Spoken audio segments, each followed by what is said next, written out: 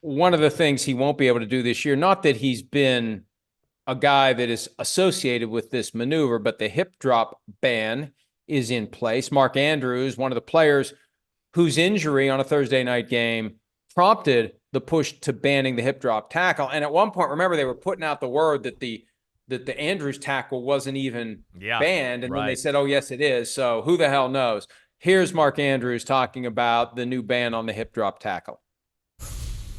Yeah, I think it's it's just sometimes part of the game. I'm always an advocate for making the game safer. You look at the last maybe 5 years. There's been a lot of big injuries with that, and so just bringing the awareness to that type of tackle, I think is good. Keeping guys healthy is going to be great. Take that tackle out of the game is not a bad thing. I don't think. I think the defenses can find a way to get around that.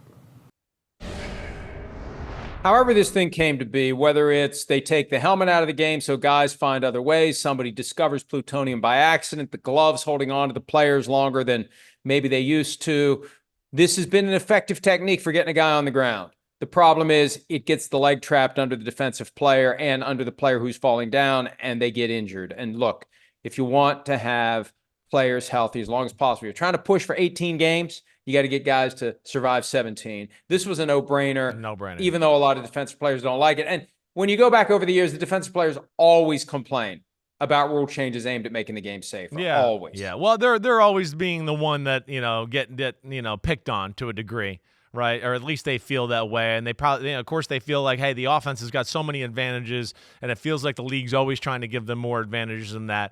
But I think it is like kind of what you're saying. It just organically happened.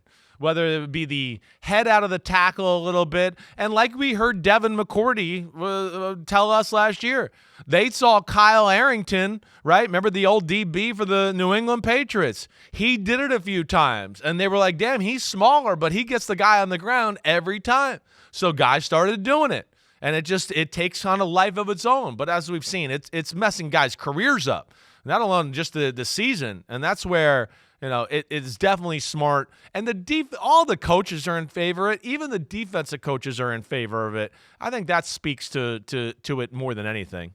Yeah, nobody seemed to be coaching it. It's just something that happened. Yeah, it happened, and now it's not going to happen. Or if it does happen, you're going to see fines, you're going to see flags, you're going to see consequences. Hi, it's Mike Florio. Thanks for watching PFT on YouTube. Hit subscribe for the latest news and analysis from Pro Football Talk.